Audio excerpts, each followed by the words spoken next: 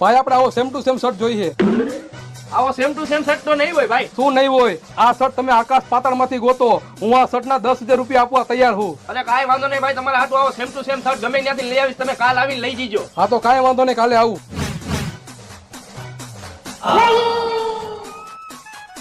કેટલી ચા ભરું?